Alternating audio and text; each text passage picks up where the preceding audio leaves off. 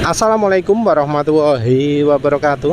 Kali ini penulis ingin respon videonya Versa Jalan-Jalan yang bahas soal pemakaian minyak goreng, meluruskan beberapa informasi sama ngasih informasi untuk yang ingin coba minyak goreng. Yang utama dalam pemakaian minyak goreng itu adalah ganti oli, jangan pakai acuan kilometer. Ya sebenarnya oli apapun lah ya, mau itu oli asli, oli bekas, mau itu campur minyak goreng maupun enggak, mau pakai aditif harganya ratusan juta rupiah atau apalah, itu poin utama itu adalah ganti oli jangan pakai acuan kilometer. Ganti oli itu sesuaikan dengan kondisi oli atau ciri-ciri lain yang menunjukkan bahwa oli itu sudah tidak bekerja dengan baik. Oli kalau bekerja dengan baik itu gimana sih? Suara mesin halus, getaran minim, dipakai RPM rendah enak, pakai RPM tinggi enak, gak kerasa kasar, gak kerasa getaran nih mesin, mulus, lus, performa juga oke. Kalau ganti oli performa gak jadi naik.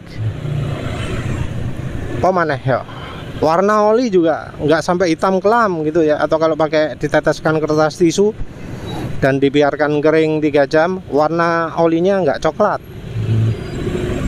Mesin terasa ringan tapi suara nggak kasar, nggak asak-asak. Itu jadi oli yang bagus. Dan mau pakai oli apapun, baiknya pakai itu acuannya kalau ganti oli.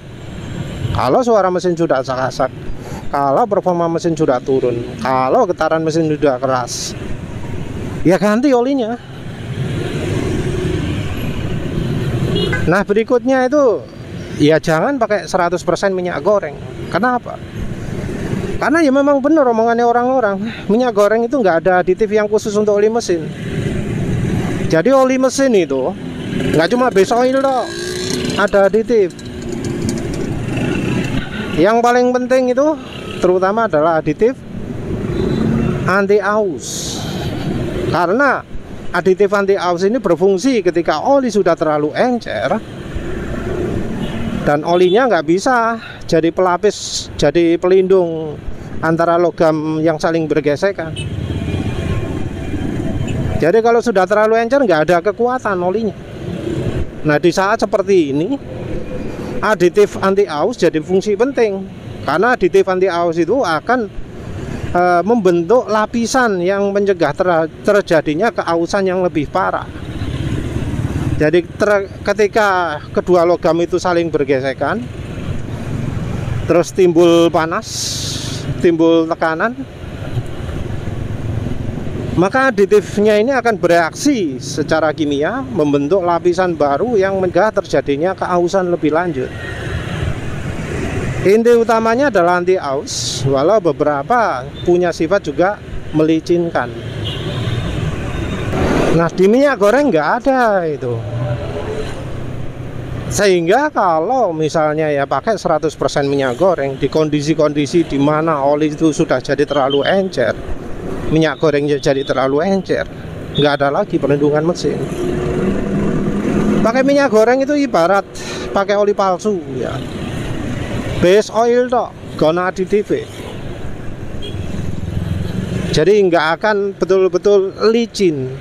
Karena oli yang bagus itu nggak cuma nggak cuma base oilnya tok yang harus bagus, tapi juga aditifnya harus lengkap, harus komplit, minim dari aditif anti aus.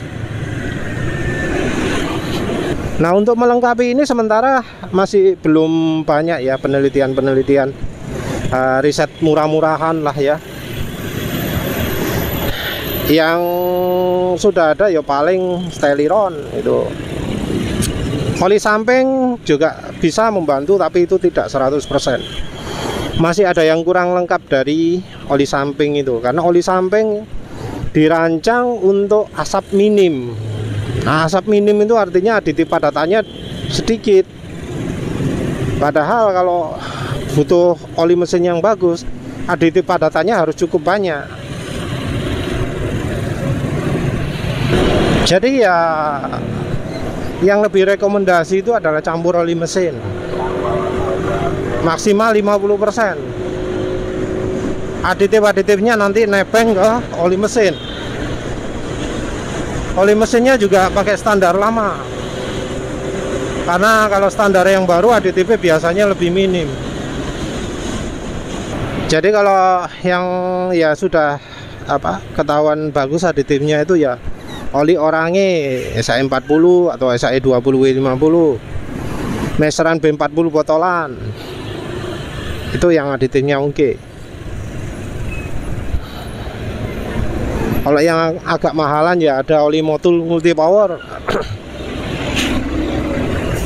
oli Adnoc ya,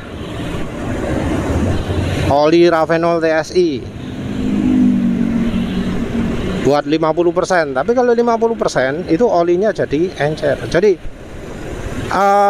dari Verza jalan-jalan itu ada salah ya ketika ngomong bahwa oli itu ketika dingin encer, ketika panas kental. Itu salah ya. Betul-betul salah itu. Katanya minyak goreng itu ketika dingin kental, ketika panas encer. Itu benar.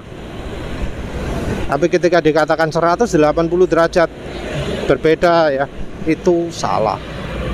Karena harusnya yang namanya minyak goreng atau oli mesin saat dingin kental, saat panas encer. Jadi enggak sampai oli mesin kalau dingin encer panas kental, enggak. Nah, kenapa ya kok banyak orang punya pikiran seperti itu, padahal ya jelas di produk datasheetnya oli, di keterangan dasarnya oli disebutkan jelas kekentalan di suhu 40 derajat Celcius itu misalnya 150 CST, kekentalan di suhu 100 derajat Celcius misalnya 14 CST gitu ya. Jadi itu ada jelas di produk datasheet. Jadi artinya oli ketika suhu 40 derajat itu berkali lipat lebih kental daripada oli di suhu 100 derajat. Tapi kok ya sampai muncul anggapan bahwa oli itu kalau panas jadi kental gitu loh. Dari mana itu?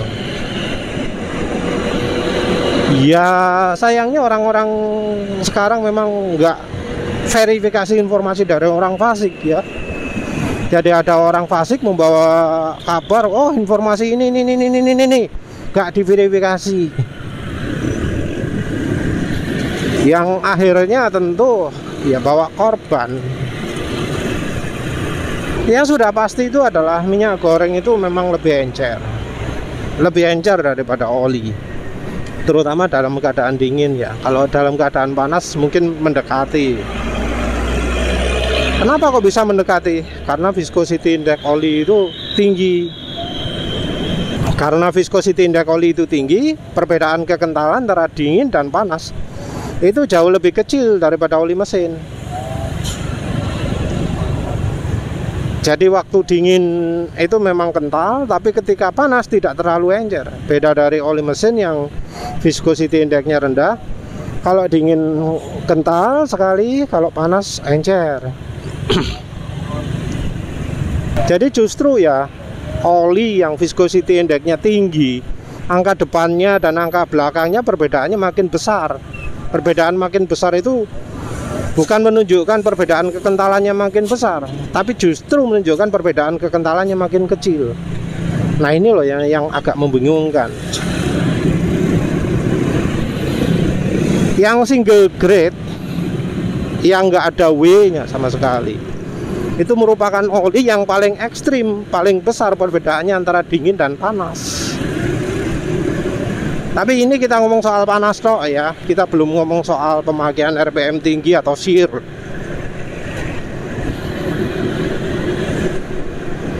stability ya kalau istilahnya di oli. Itu beda lagi ceritanya.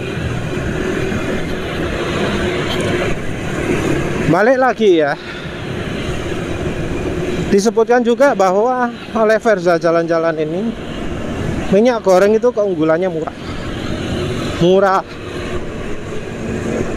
Nah, tapi ya ini salah. Karena apa? Karena untuk oli mesin yang cocok itu bukan merek murah. Jadi minyak goreng yang cocok untuk oli mesin, untuk campuran oli mesin, itu yang mahal.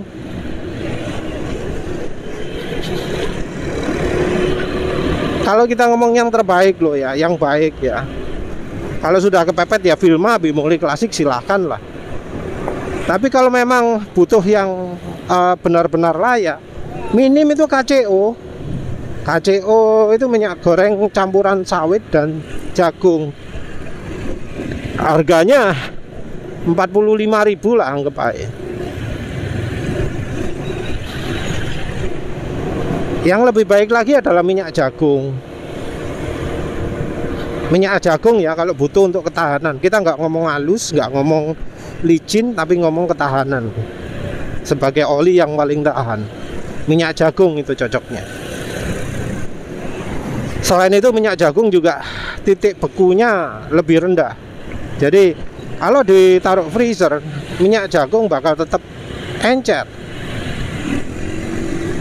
Sementara itu kalau minyak sawit sudah beku.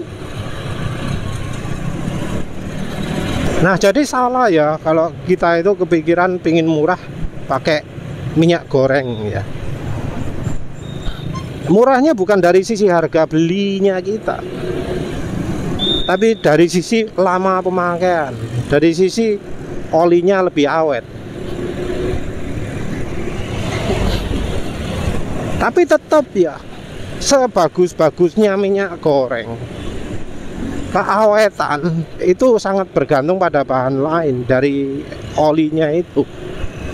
Jadi kalau pakai 100% minyak goreng ya kita akan berdasarkan sama keawetan, kekuatan, ketahanan minyak goreng. Yang sayangnya gak ada aditif ya. Nah kalau kita pakai campur oli mesin, yang paling mempengaruhi keawetan ya oli mesinnya. Karena oli mesin jadi bagian paling lemahnya dari sisi ketahanan kalau kita sudah pakai merek minyak goreng yang bagus.